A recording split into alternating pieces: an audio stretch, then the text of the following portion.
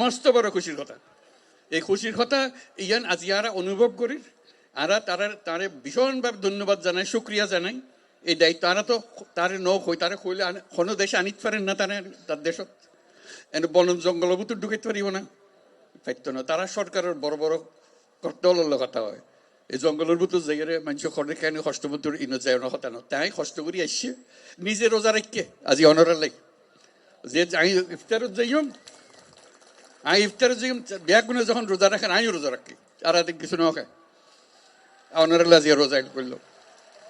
মস্ত বড় কথা নই, মস্ত বড় ভাগ্যর কথা। আর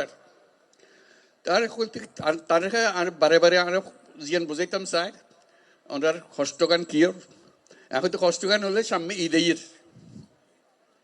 ঈদ আইলে আর ব্যাগুন যাই, দাদা দাদির খবর জিয়ারত করি, নানা নানির খবর জিয়ারত করি, আত্মীয়